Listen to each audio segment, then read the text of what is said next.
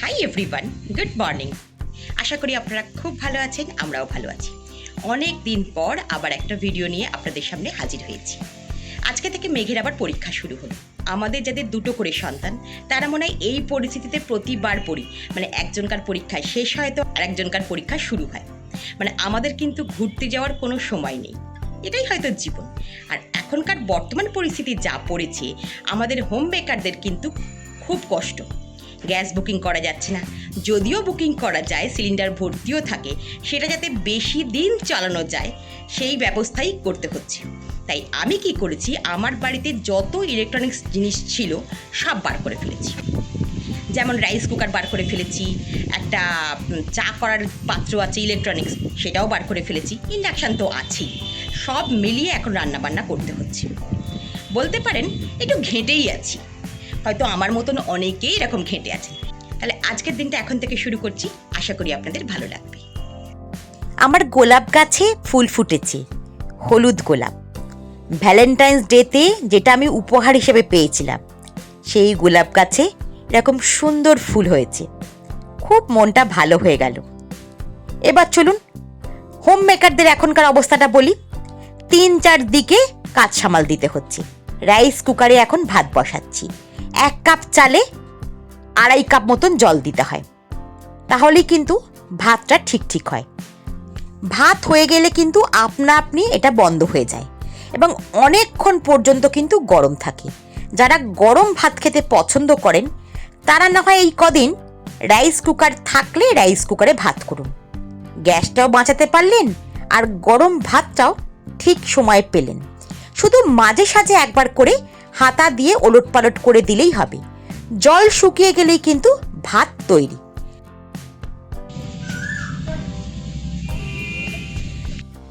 মেয়ে কলেজে যাচ্ছে ওর বাবার সাথে।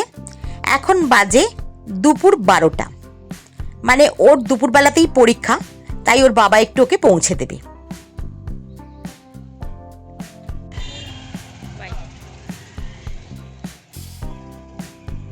মেঘ কলেজ চলে গেল।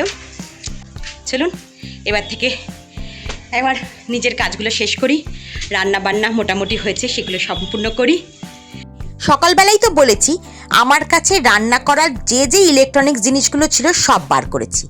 এটা একটা মাল্টিপারপাস কুকার, সাধারণত আমরা বাইরে বেড়াতে গেলে নিয়ে যাই। এটাই মোমো করা যায়, ডিম সেদ্ধ করা যায়, আর চা আমরা করি বাইরে গেলে, এমনকি ম্যাগিটাও খুব ভালো হয়।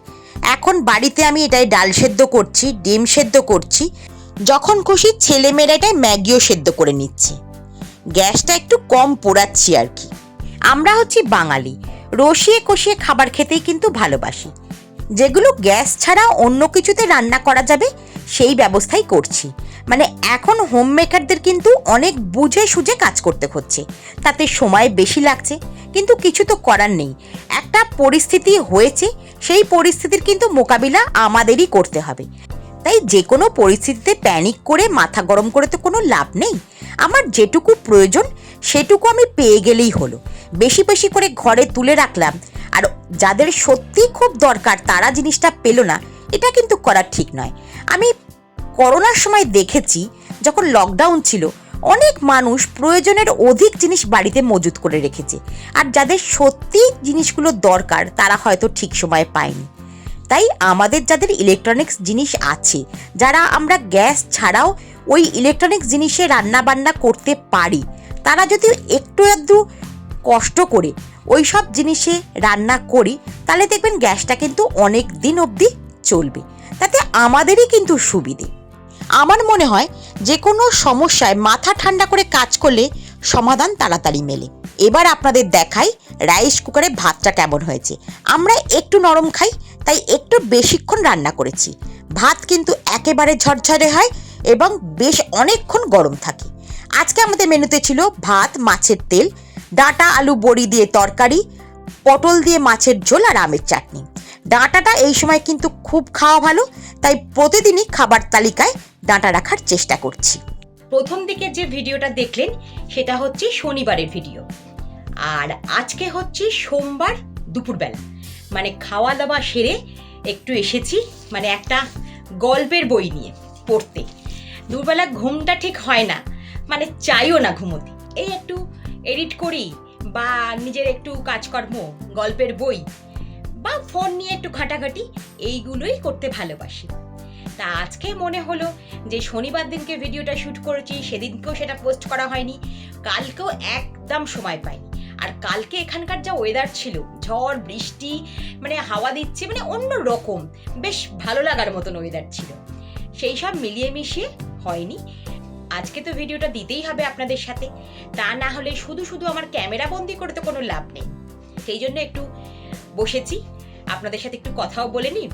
আজকে সকালবেলা একটু বালিবাজারের দিকে বেরিয়েছিলাম। আর আমাদের এখানে প্রতি বছরই ব্রহ্মা পুজো হয়, আজকে থেকে ব্রহ্মা পুজো শুরু হয়েছে, তাই সেই ব্রহ্মা ঠাকুরের ছবিও একটু তুলে নিয়ে এসেছি আপনাদের জন্য। আপনাদের বাড়ির ওদিকে কোথাও কি ব্রহ্মা ঠাকুর পুজো হয়?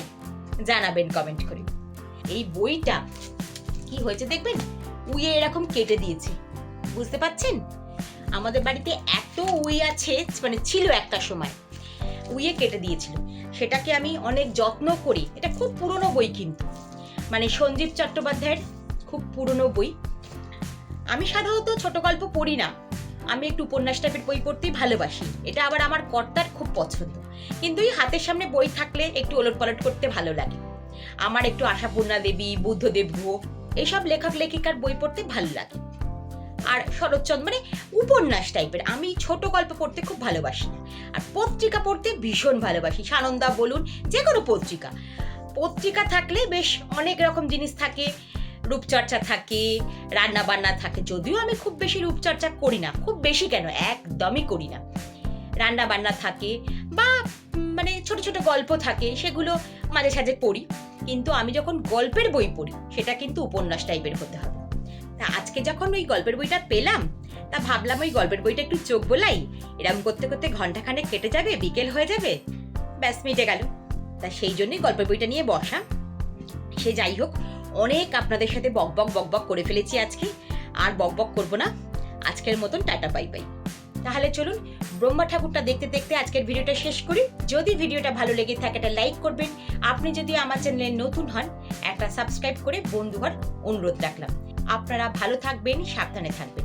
আমি খোসপাড়ি পরম্পরার চৈতালি, আজ তবে আসি, আবার আসবো অন্য কোনো দিন।